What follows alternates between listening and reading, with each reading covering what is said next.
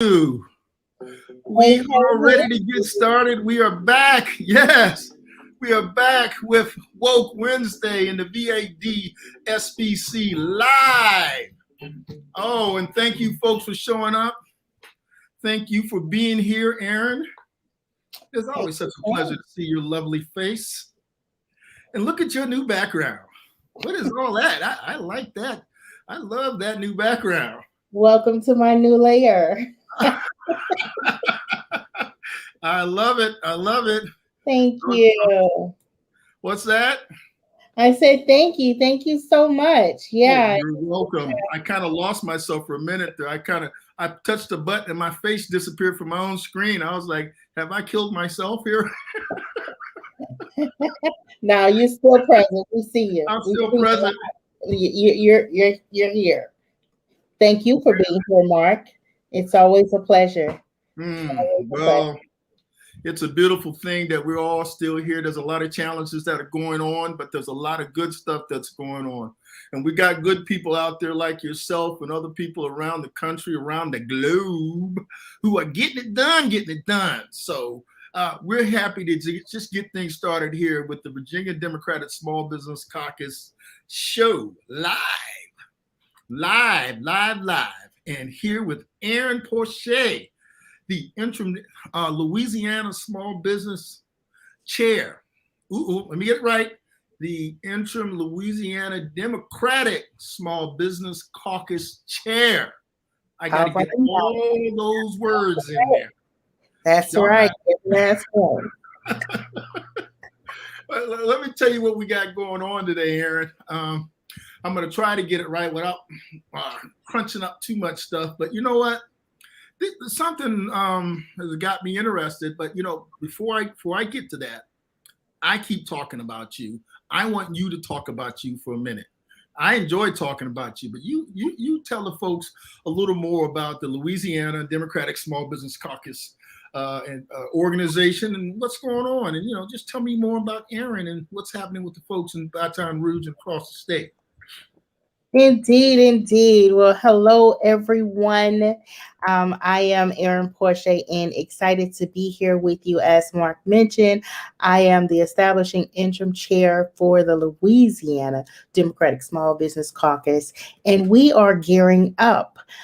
We are building something great. We are establishing a caucus here in the state of Louisiana, and just really preparing to champion the great work of Democrats, getting more Democrats in office, and also just enhancing the footprint of small businesses, preparing to equip and train small businesses, mentor small businesses, and really build our membership. So just really excited about connecting with Virginia Democratic Small Business Caucus and Mark, and just under his leadership, establishing the Louisiana caucus. And it's going to be phenomenal. It's going to be phenomenal. And we've got a great model to go by. So, yeah, it's fantastic. I heard you guys got a new website coming up. I heard you're doing some other things. When's the deployment of that new site? Just, you don't have to, if you're not ready, but you can give us an idea, just a little hint as to when it's going to be available for folks to see.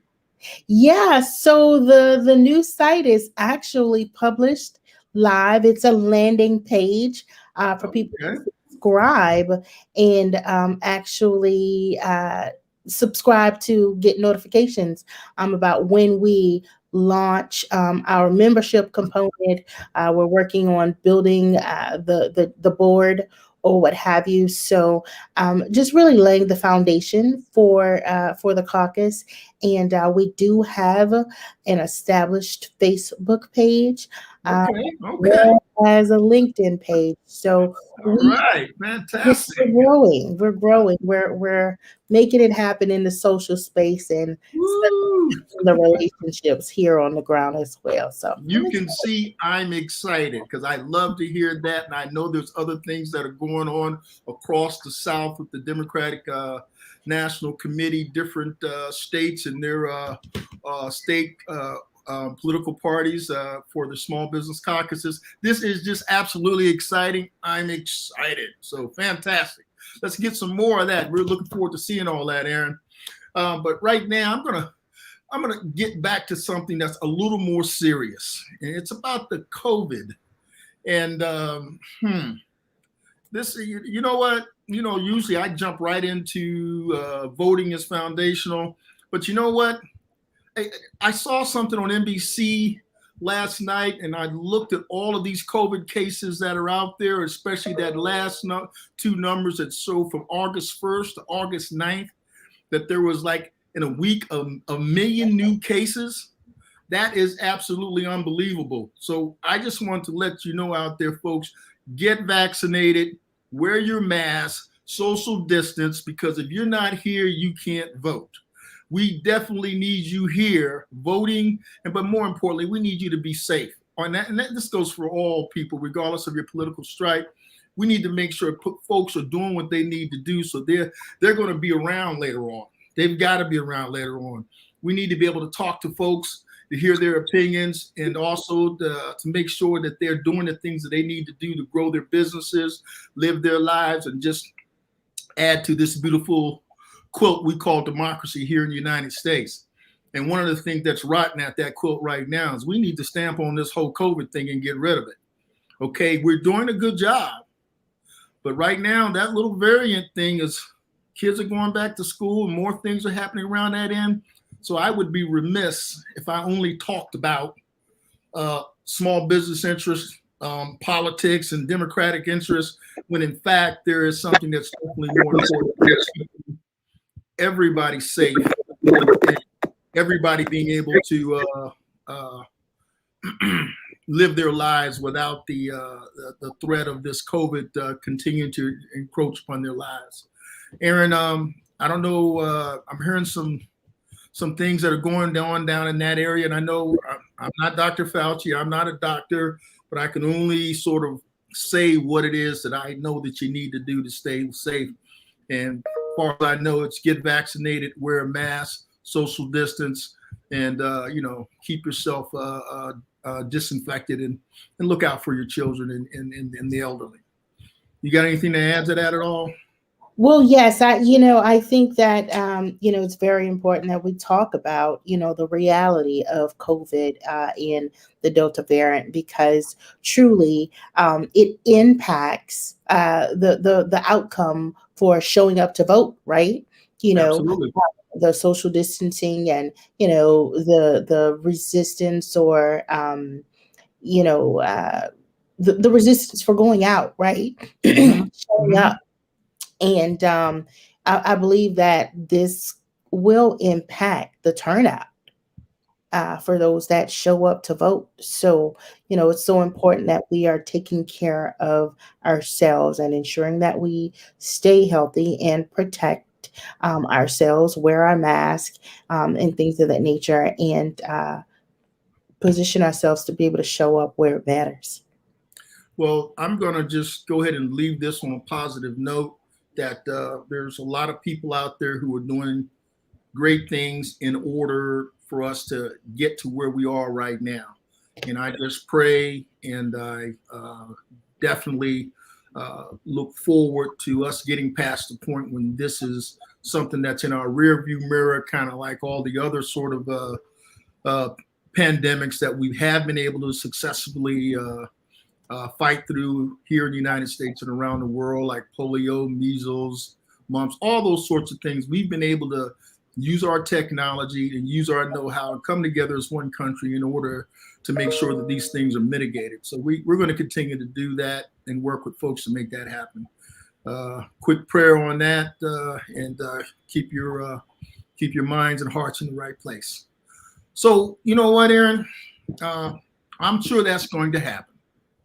But as I continue to go down the line today, and I look at what we've had going out there, I've got to get back to what's still foundational here in this country that we're out there fighting for, and that is the vote, voting rights.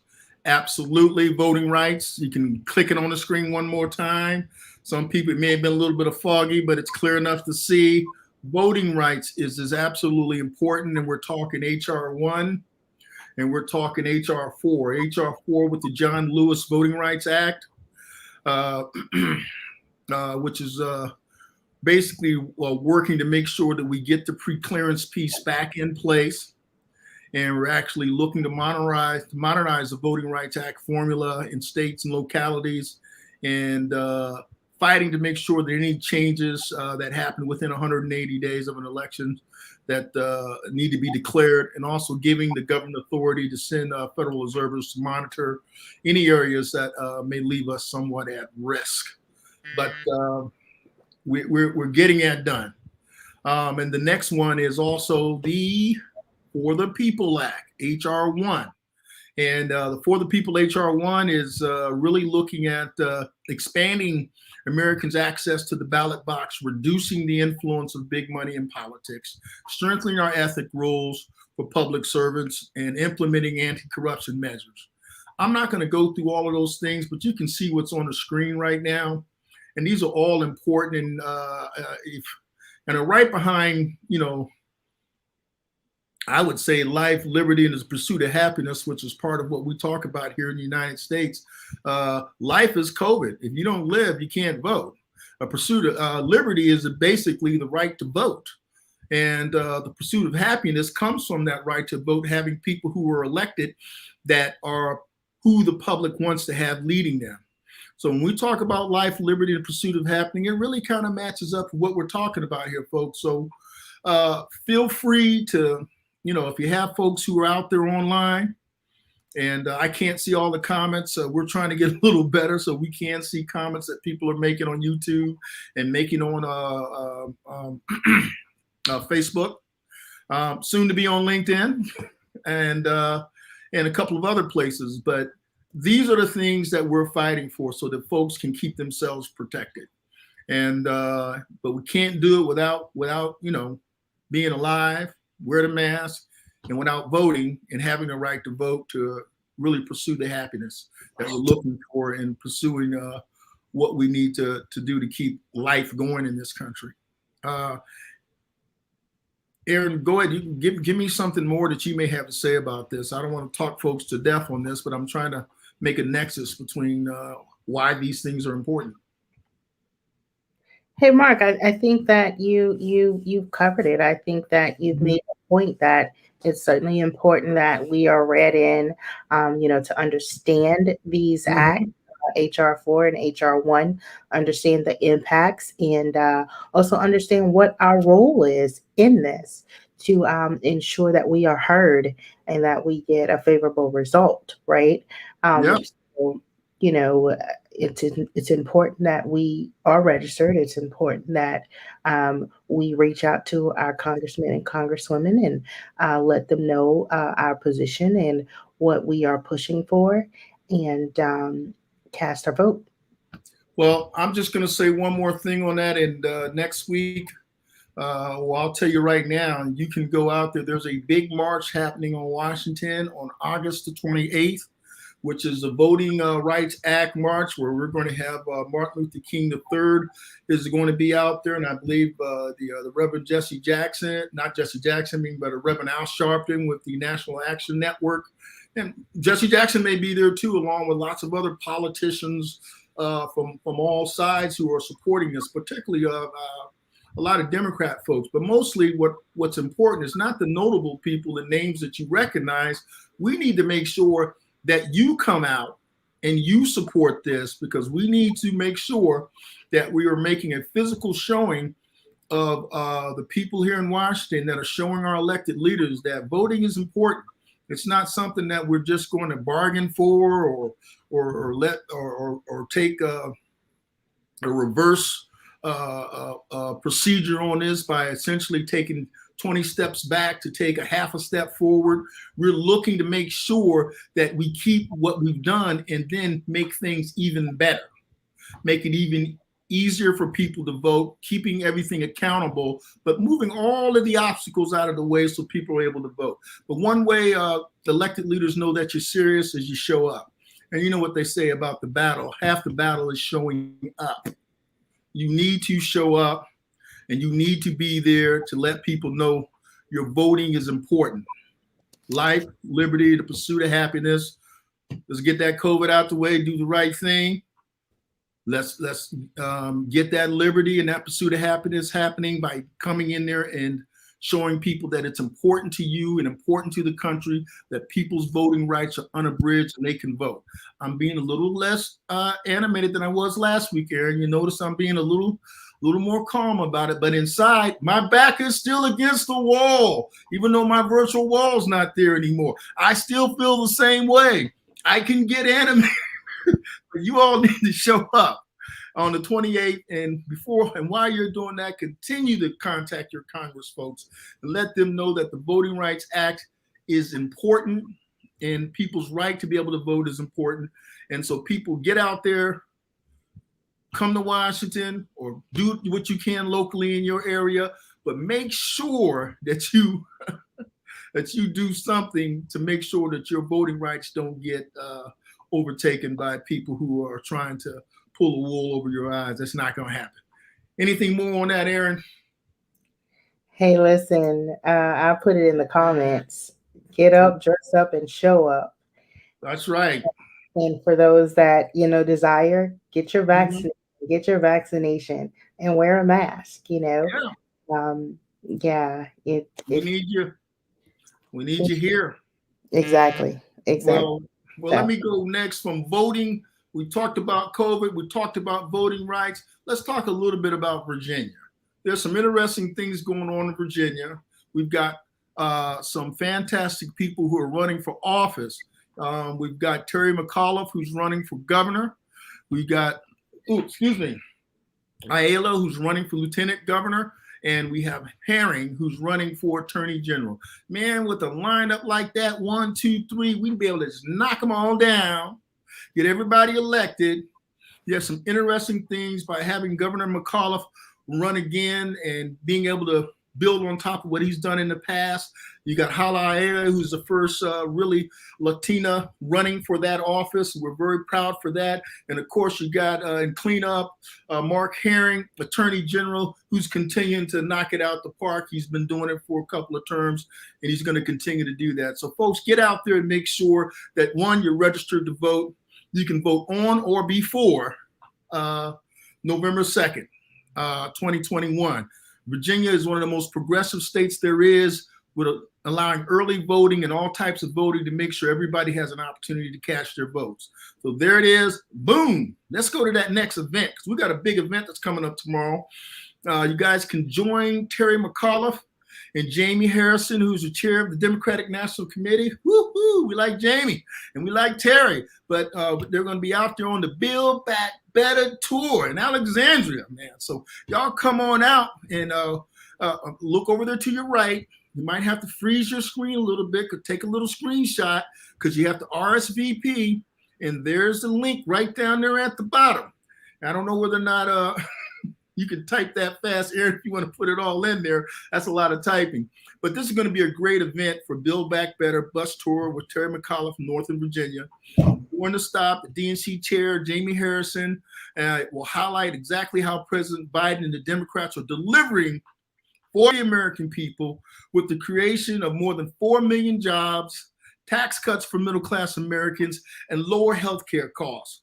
So Build Back Better, Terry McAuliffe, Jamie Harrison, tomorrow, Thursday, August 12th, 8:15 a.m. to 9:30 a.m. Be there. Look at that link and be there and show up. And he's going to have, Terry's always a dynamic speaker, and so is Jamie. And then there'll be other folks who are there too, I'm sure. So if you haven't had a chance to get out there and support that, if you're not having to be at work first thing tomorrow morning, this is a good thing for you to go ahead and come to Alexandria and enjoy a little bit of a political activity and support our Democratic candidate for mayor. Mayor, for governor. We need a mayor too, but we already got mayors. So we need to hold on to all of that. So what else is going on, Aaron? As I'm looking down this line here, I think there's something else I need to talk about. Have I left anything else? Oh, yes, I have. We also have people, you're supporting all the statewide candidates, but there's also people who are with the House of Delegates and local races that are going on. So when you vote, you need to vote from the top of that ballot down through the bottom of it. Make sure these local races for school board and for House of Delegates, all those things are extremely important. So please, please make sure you're registered to vote and that you vote all the way down to the end of that ballot. That's all I can tell you.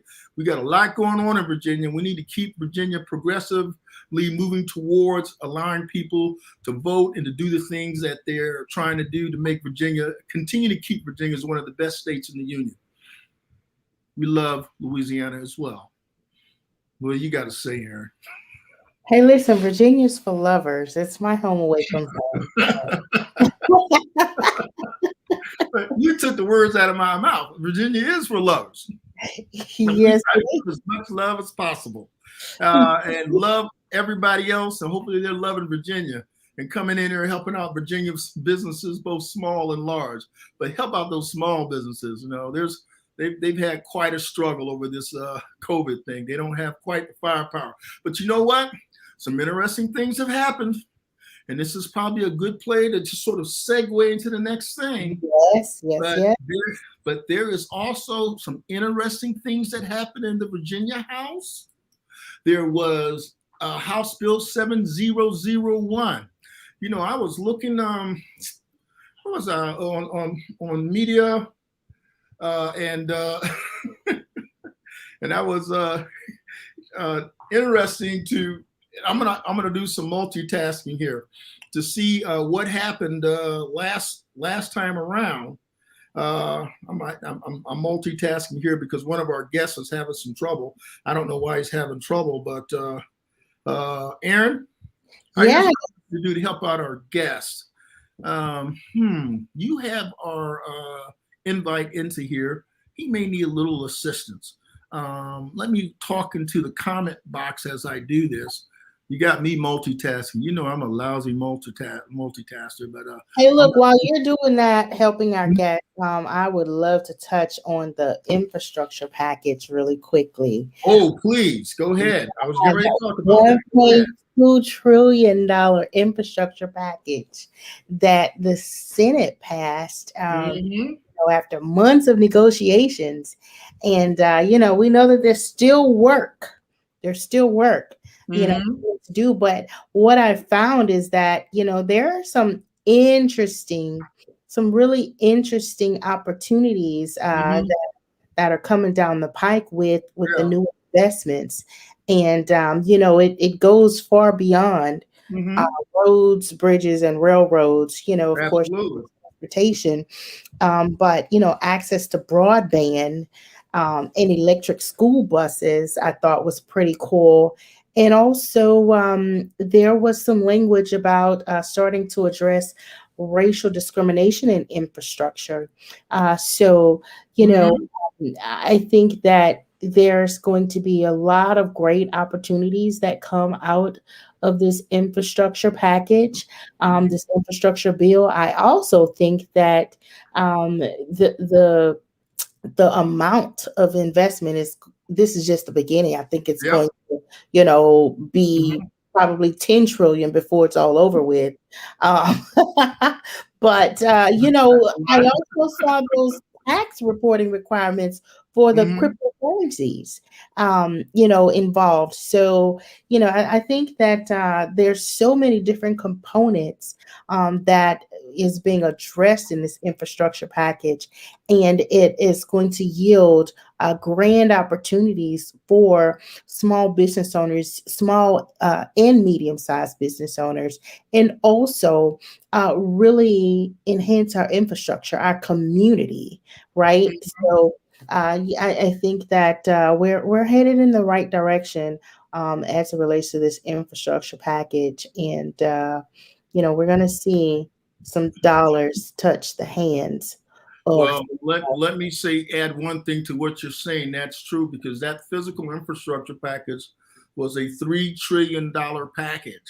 And of course, that was with both Republicans and Democrats working together.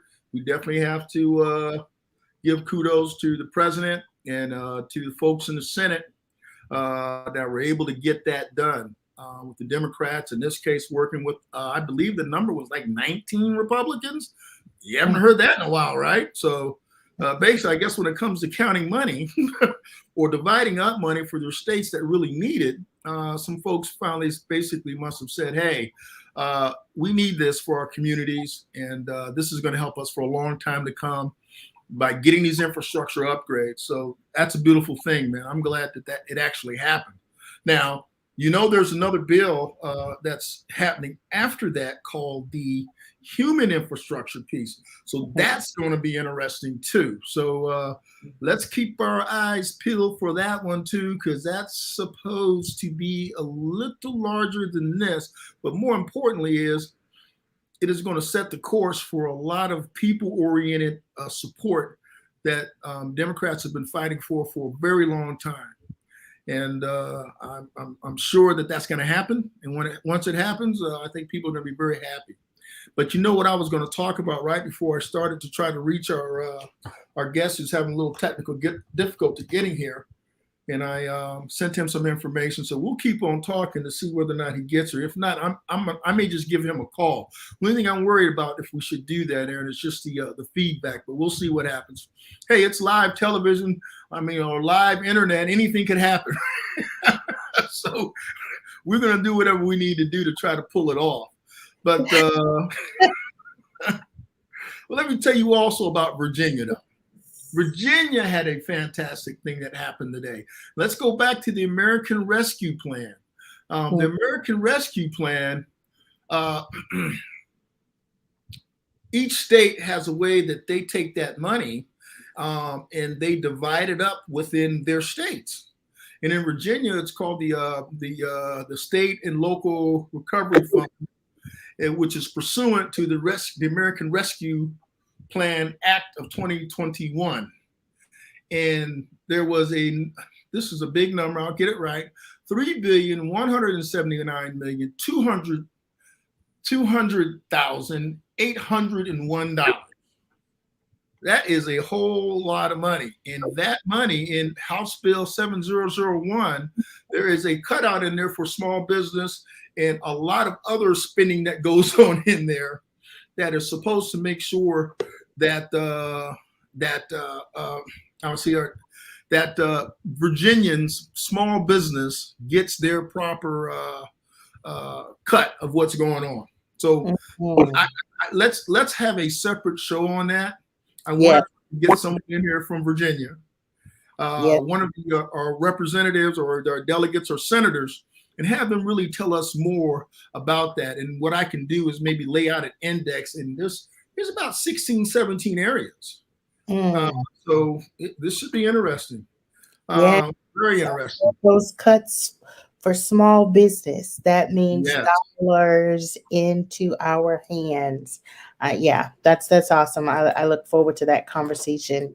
I think there's Aaron, if my memory serves me right on this, there's something like a 250 million piece that is set aside for just small business. Now, when you think about that, you say to yourself, I know I did, and maybe call me greedy, but 250 million out of 3 billion don't seem to be a whole lot, but it's better than nothing. But I guess how they divide up the rest of the resources for the other different programs in there, the state still has to put that acquisition out there for services and products. So I guess they're saying, here's strictly for you guys, but there's all this other business too that you can bid on as subs or whatever. So that's all fantastic for Virginia small businesses and Virginia large business. But particularly, we're small business, so we're looking out for the little guy. And so we're trying to see what's going on there. Hey, Aaron, can you see our guest trying to get in down there? Are you? Yes, we are right now. Yeah. Recording, so carry on. Talk to Dr. Reid and Dr. Fergie Reid Jr. and see whether or not he can talk to you. Are you able to text with him at all? It's all looking good? I'm on it. We're working it. Okay, so that gives me more chance to run my mouth. Yes, of course. So we've got a very interesting guest that we're getting ready to bring on board here. We're about at the halfway point in the show, and I want to take a little time to just sort of blow this gentleman's horn for a minute. We're talking Dr. Fergie Reid Jr. And Dr. Fergie Reid Jr. is a retired emergency medicine physician who founded a 90 for 90 organization in 2015 with several other Richmond area community activists. He's really did that in celebrating his dad's 90th birthday and honoring his father, Dr. Reid Sr., for his trailblazing political legacy in the Commonwealth of Virginia. And I can definitely relate to that. My father is almost 85. He'll be 85 in September. He's not too far behind Dr. Fergie. I just call him Fergie's father. So it's important when you get these elderly folks or elders who are out there who've been working so hard to take care of us and laid a pathway for us to build upon, to give them their flowers while they can still smell them and while they're still alive. And his dad certainly is that, and so is my dad. So I'm a big proponent of that for our elderly folks. And anyway, since that time, 90 for 90 has become a nationally recognized voter activation initiative, helping candidates and educating voters throughout the country. And you can reach them at their website, 90for90.org, or you can reach them 90 for 90 at their Twitter account. And I know Dr. Fergie Reid Jr. will talk a little more about that. I don't know whether or not he's ready to come on board, but Aaron, you tell me, my excellent technical director / co-producer / co-host, how are we coming there with Dr. Reid? I can't hear you now. You got yourself muted. Oh. Go ahead, Aaron. Can you hear me now? I can hear you now. All right, let's keep it moving. Yeah, so Dr. Fergie is backstage and standing by. Oh man, let's bring Dr. Fergie right on. And I guess he heard all those superlatives I put out there for him. So let's bring him on. Looking forward to talking with Dr. Fergie. If you guys can hear me, I can hear you. Well, we can hear you, but you're kind of like a big red box, kind of like one of those things on Star Wars. We can't see you, man. I'm gonna have to be the big red box today, but it's wonderful being on the show with you guys, and thank you so much for having me on you guys' show. Well, if I could call you Fergie, which I do, I've had a chance to talk with you on many occasions through the years. Fergie, and I know that your father has had a great legacy in the Commonwealth of Virginia, and just being one who tries to get things done in a positive way for Democrats in Virginia. I'm just going to open the stage to you to have you just sort of tell us a little bit about your organization, what you do, and we can have an open discussion. Go right ahead. Absolutely. Well, so if you guys can hear me okay, anytime that the sound is not right, let me know. I'll try to do something on my end. But let's start with Dad's history in Virginia. So in 1967, Dad became the first Black person or person of color elected to the Virginia legislature since post-Civil War Reconstruction. And that year would be 1890. So Black people had been getting elected to the state legislature, I think in Congress as well, when the Union Army was basically running the southern states. And when the agreement was made to move the Union Army out of the southern states, things went back to almost as bad as the way they were before, a period known as Jim Crow. And this is what we're fighting back against still. But Dad broke this Jim Crow color barrier that had existed since 1890. He did that in 1967, the first Black person elected to the Virginia legislature in 77 years. He turned 90 in 2015, and we started 90 for 90, trying to just promote all of the same stuff that he was doing back in the 1950s and the 1960s when he was trying to help Black folks get over the hurdle of Jim Crow. That's registering voters all year long and running candidates in as many districts as you can get candidates to run. And so since 2015, trying to make sure people do these basic things, in Virginia, almost 2 million people have been registered to vote. And with each successive election cycle, Democrats have been doing better every election cycle. And during that period, Democrats took back the majority of the state houses, state house and state senate.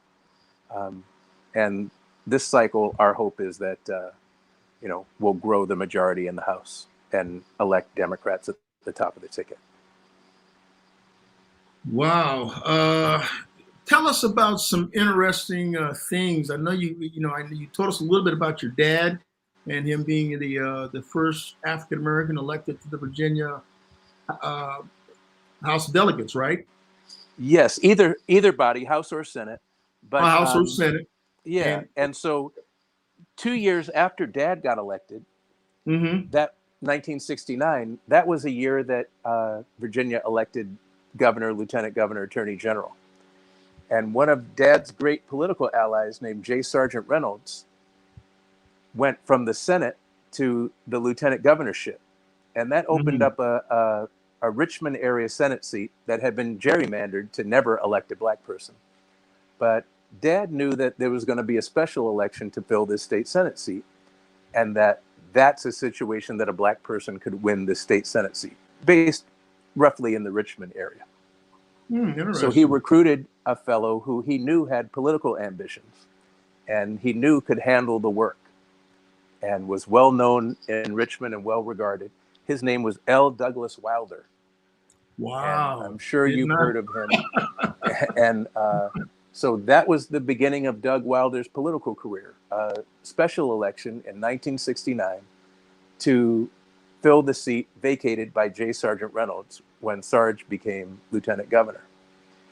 And go ahead. I was going to say, for the people who are not familiar with Douglas Wilder, if they've been living underneath a rock politically, but go ahead, finish the story. Well, I'm going to get to that history in a second. So the next year, 1970, a year that ends in 0, is a census year followed by a gerrymander year.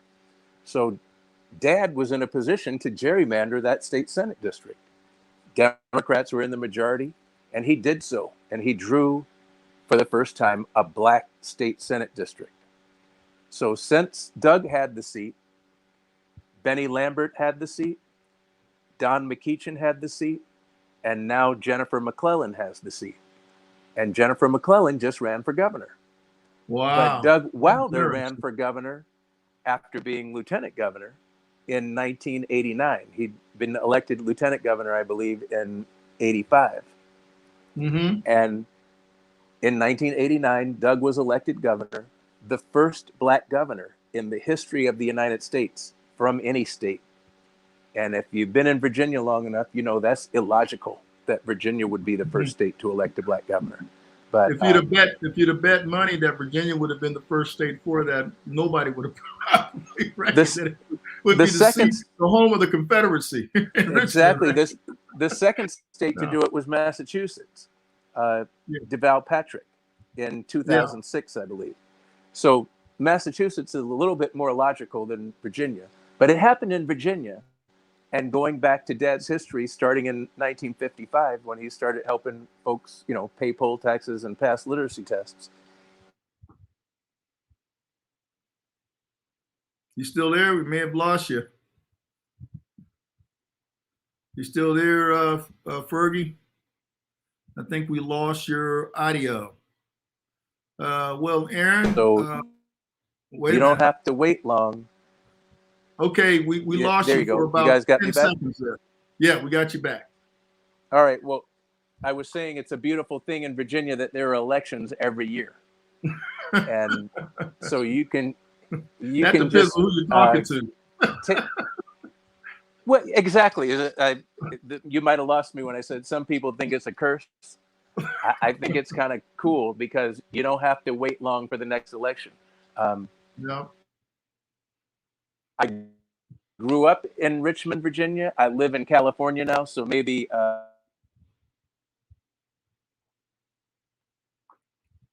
Like we might have lost Fergie again, but we'll keep talking. Hopefully, Aaron, he'll pop back in. So I did not know that that this history in particular about his dad and Doug Wilder, and just when people think of Virginia, they often think Virginia isn't a forward-leaning and progressive, looking to move forward as a state, but Virginia has led the way. Really leaving a lot of the history of things that were considered to be undemocratic behind themselves, and really have been. There you go. Forward. I got you back. Okay, we got you back. So I was just telling the folks out there listening that Virginia has really done a fantastic job moving to where it's been, especially the history from where Virginia has come from. So go ahead, sir. You were still talking. So Doug got elected in '89, and then let's cut to 2008 when Barack Obama gets elected. So Barack Obama won Virginia in 2008 by 6 points or thereabouts, and the next year was one of these gubernatorial years, right? And everybody must have got happy because the Democrat in 2009 lost 17 points. Fergie Reid lost to, I think, Bob McDonnell by like 17 points. And let's hold up there for just a minute, because I think this is extremely instructive to tell our audience out there. Democrats cannot take their foot off the pedal. I think what the president was saying, President Barack Obama was saying at that time, is like, guys, you got me in 2008. He said, but these Republicans drove the car into the ditch, and now they want the keys after we've taken the car out of the ditch. You've got to come out and vote in 2009. It didn't happen, as we know, but hopefully we've learned our lesson since then. What do you think, Dr. Reid? And he's still having a little difficulty. I think your point was don't fall asleep. I think it was the upshot of your sentence there. We cannot don't fall asleep this cycle, especially not on, because we're not on woke Wednesdays. Stay woke, not just on Wednesday, all throughout the week and the year. Stay woke. People are trying to, I hate it when people basically start punishing people saying woke or woke, because you shouldn't say woke. Woke is not this. No. If you're not woke, you sleep. So anybody who wants to go to sleep on this, I say it's ridiculous. I want people to stay woke all the time. Go right ahead, Dr. Reid. Hopefully I didn't lose him again. I overtalked him and we lost him. Aaron, you're muted, so we can't hear you. So if you're saying something, I can't hear you. Yes, we lost him. Don't worry, we'll get him back again. It's Woke Wednesday. He'll come back. I think he's got a bad connection out there. There you go. Can you hear me now? There you go. There you go. He's back again. Can you guys hear me?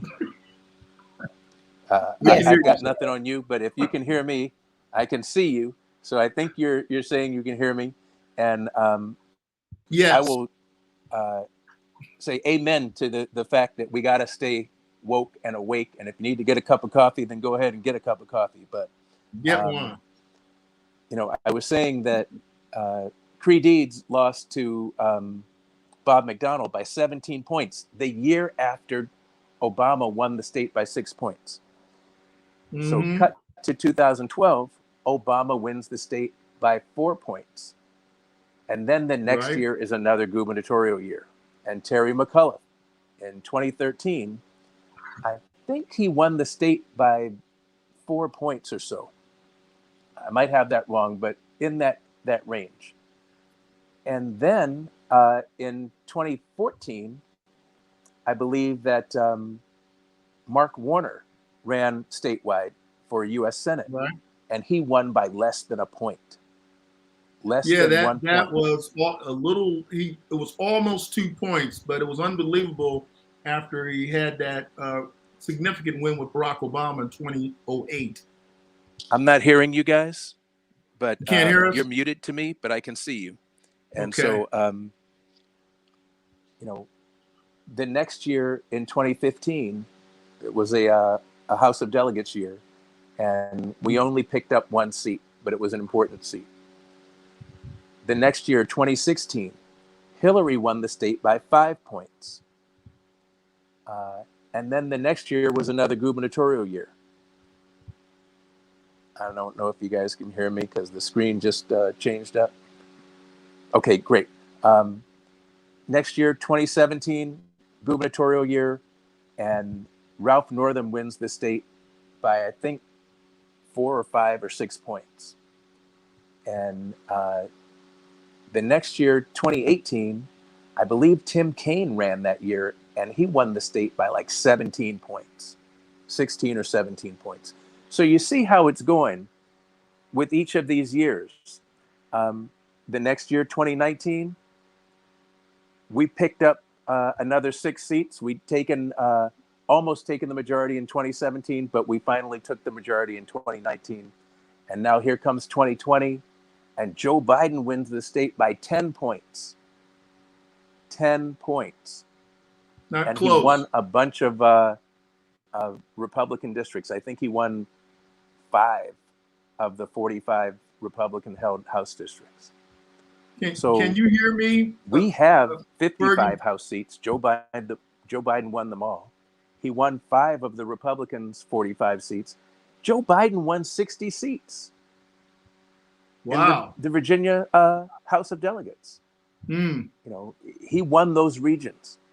So if we do our homework, we should be able to get 60 seats in the House of Delegates. Can you hear me? And I cannot hear you Fergie? guys. Fergie, can you hear me? I'm pointing to my ear. I don't know whether he can. Can you hear me, Fergie? He's gone again. Well, what Fergie talked about was that Joe Biden won, as he just said, by 60%. And there you go. I got you back. Can you hear me now? Got you good now. All right, fantastic. And you're right. I was just repeating what you had just said about the margin that Joe Biden had won by. And it's been kind of crazy because things kind of gone up and down. But I think the last race that we had with Joe Biden is indicative of the fact that we should be able to keep Virginia not only blue, but deep blue, and we should be challenging every hamlet in every district. Nobody gets a pass, so that when we do get Virginia completely deep blue, these sort of things will be in place and we can pass the sort of things that Virginians want, the majority of Virginians want to get done. What's your thought on that, Dr. Fergie? Absolutely. So you're singing my song. I've spent the past 4 or 5 months making sure that there were Democrats running in as many of the House districts as possible. You know, at one point, there was a week or 2 weeks there where we had a Democrat running in every one of the 100 House districts. Fantastic. Since that time, 5 people have dropped out. Wow. Another person dropped out recently in the Roanoke area, and I'm furiously trying to find somebody to fill that spot. If I do, go ahead. You go ahead. No. Go ahead. Finish your statement. I was going to say something. If I do find somebody to fill that spot, we will be running in 95 of the 100 districts, all of our 55 House seats, and 40 of the Republican House districts. That's what I'm talking about. Because right. we got to do some of that 40, right? Right. And so let's do the 40. So exactly. of the 40 districts that Republicans now hold, Joe Biden won 5 of them outright. Outright won 5 of those Republican districts. In one of those 5 districts, he won by double digits. Whoa. That is in Colonial Heights. The Democratic candidate is named Katie Sponsler. And This is the district that Speaker of the House, old Speaker of the House, former Speaker of the House, Kurt Cox, once inhabited. He saw the train running down the tracks, and Got he out the way, vacated. huh? Exactly. So he decided to run for governor. He's no longer in the race. It's an open seat, won by Joe Biden by greater than 10 points. And we have a wonderful candidate named Katie Sponsler. So that's fantastic. One more time, 5 districts that Joe Biden won outright. In 3 of these 5 districts, we have fantastic Black women running. House District 27, Deborah Gardner. House District 62, Jasmine Gore. House District 100, Fanail Norton. Woo. All districts that Joe Biden won. There's another district in Virginia Beach that Joe Biden won by, I think, 2 points or so. Now, let's do another 9 districts. So that's 5 of the 40 Joe Biden won outright. There are another 4 of those districts of the 40 that Joe Biden lost by less than 3%. So those are winnable. You would think, but nobody really talks about it like that. Well, you know what? I got a firm belief that I know. You know, I'm an old athlete. I still get out there a little bit, shoot a couple of threes, and I can't run as much as I want to. But I run a little past half court and I launch it. Well, you know, if you got a good shot and it goes in, then nobody's mad at you. So there you go. But here's the main thing. I know if you don't shoot, you'll never make it. And this is it. And so in these 4 districts that Joe Biden lost by less than 3%, right? One of those 4 he lost by 13 votes out of 50,000 cast, thereabouts. This is the closest thing to a 50-50 district in the Commonwealth of Virginia. It sits right on I-95, you know, just off to the west of Fredericksburg. And this is the thing that you were just talking about. You can't win if you don't play. You can't win. The young man who decided to run in this district was just doing it as a team play. He was doing it to help everybody, you know, make sure we had a Democrat running in every district. He didn't know that he would force them to protect every area. That means they can't just put all their resources in one place. You got to make them spread their resources around. And that means, as far as, you know, when you talk basketball, somebody's got to be open, and that's who you need to get the ball to, and that's where you're going to score. So, and as importantly, a basketball team has 5 people on it, baseball 9, football 11. Yep. Every person counts, even if they never touch the ball. Let's do the basketball thing. You got 5 guys on the court. One guy just doesn't want to shoot. But as long as he's running up and down the court and checking somebody, he's doing his job for the team. He's contributing. Right. And so go ahead. This is this young man in this district that I'm talking about on I-95. He didn't know that this was the closest district in the state when he decided to run. Nobody had these numbers. These numbers just came out kind of recently. Oh, okay. So he was just doing his job, because the Republican last time out won this district by, you know, at least double digits. It's probably 15 points that the Republican won by. It's easy to win when you're not running against anybody, okay, or nobody decides to challenge you. Well, so the 50-state strategy back when what's the guy from New Hampshire was the Howard Dean. Howard Dean. Dr. Howard Dean. Dr. Howard Dean is a strategy that works. And I think we've gone back to that strategy just nationally. But in Virginia, I just think we need to keep up with that sort of strategy, really all the places. So I agree with you, man. And when you're running statewide, a vote from the furthest tip of Southwest Virginia, where only Republicans win, counts just the same as a vote where you guys are up in Northern Virginia. You know, that's where Democrats go to win. But the votes count the same when you're running statewide.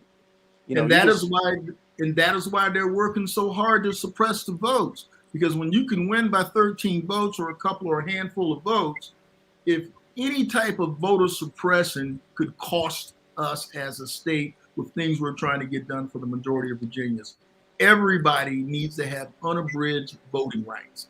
Correct. So voting Correct. suppression is a bad thing. We need to fight against it. And we're looking at this from our time frame. But Dad's 96 now.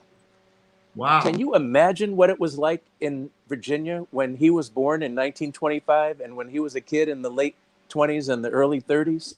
Yeah. You know, we hear the stories from our parents and our grandparents. Absolutely. But it's just not, it doesn't ring for us the way it rang for them, because they lived through it.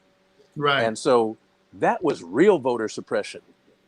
Because, you know, if they caught you voting, you might lose your job.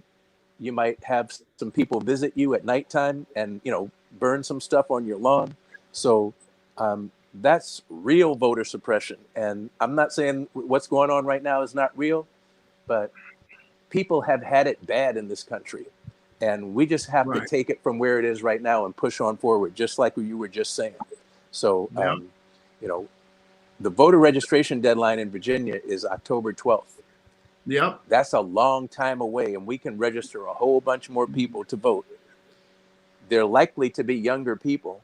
And the way the politics is going these days, most of the younger people are going to be clear thinkers and are going to be with us. So we just want to register as many people as possible and let the voters decide. And that's what's happened. Well, go ahead. Your website is a fantastic resource for people. And I encourage people, if they've never gone out to your website, there's a lot of effort that goes on to keep that information up to date. And it's a good tool for people who are involved in having campaigns and running, or just for people who want to try to keep abreast of what's going on in Virginia and other close places, because you guys do a good job at that site. So thank you so much. That means a lot coming from you, because you are on the inside and you are a power player. So thank you. I don't know about that, but you're welcome. I took a glimpse at the website as well, and I think that it is fascinating and a really good hub for people to get full insight and visibility on what's happening in the voting space. I encourage everyone to go to 9490.org, because this website is phenomenal. When I tell you, I have, I'll spend more time on it, but I think that the content and how informative it is, and the way that the different categories are broken out, from the candidates to the special elections and the organizations, businesses, and unions, and the way that you highlight the sheroes and the champions across the nation. I believe that this site has a lot of value that can be utilized across the state. So thank you for the work and the effort that you've put forth to put this in place. Well, go ahead, sir. The credit for the website goes to Brenda Hill. Really short story if you got time for it. Congratulations to Brenda. These ladies who have been politically active in Richmond loved Dad, because he helped them, lobby for the Equal Rights Amendment for over a decade. They called me and wanted to do something nice for Dad on his 90th birthday. They asked me if he had any dietary restrictions. Can we get ice cream and cake? And I said, well, that's beautiful. You guys will have ice cream and cake, but you guys love each other through politics. Why don't you do something that will last for a long time, that's very politically substantive? Let's do something around voting rights and voter registration. And so Brenda Hill and her friends in Richmond had a website up the next day. Wow.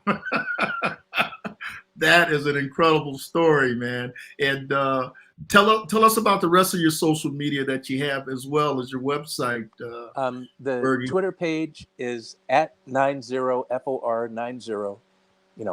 I didn't know anything about Twitter when this thing started out in 2015. Brenda just basically beat me up and said, hey, if you want to use the Twitter page, you got to be the one doing it, because I don't have time for that. So, Yeah. that's how I learned to use the Twitter page. And I'm trying to put stuff up that's helpful for folk. And, Okay. if you've been looking, I got some of these numbers and statistics up there recently to make sure people know that Democrats are on offense in Virginia this cycle. We are not on defense. We are on offense. When you are the winning team and the losing team comes into your building to play, Mm-hmm. you're not playing defense, you're playing offense. And so, offense. right. And so I want to pick up another 5 or 6 seats this cycle and have a Absolutely. 61 seat majority in the House this cycle. Yes, that's what we're talking about it, man. Folks, this has been a fantastic, another Woke Wednesday where we're getting it done. And I want to make sure we continue to get that done. I can't hear my music over here, but I want to make sure we are letting you know that we appreciate you coming here and trying to send you out with a little bit of bang. But somehow I swear we're not getting oh man, what's going on here? I don't know what's going on here. But let me tell you this. We love you here at Woke Wednesday. We love you coming in to help us out, Dr. Fergie, and let us know all the fantastic history in Virginia. And we want to make sure that we welcome you back, but particularly right after the election or even before the election, if you want to come back then and tell us all the fantastic stuff that you've been able to help us get accomplished and do some analysis after the election. Thank you very much. Thank you guys so much for having me on. Father. Thank you. And thank you so much for having me on. Thank you. We appreciate it, my friend. Right back at you. Any closing words? Let's get our friends registered to vote. Let's get out in the street and do all the knocking the doors and talking to the people. Do not take this election off. This will set the table for the midterms. Let's get on out there and vote. You guys heard it. We love it. Aaron, any final words before we go offline? In Dr. Fergie's words, voting is a right, not a privilege. This has been phenomenal, and we must have him back. Thanks again, folks. We'll see you next Wednesday on the Virginia Democratic a Small Business Caucus live show, and we'll be back with another very interesting guest. Thank you again, and thanks again, Dr. Fergie. Bye, guys.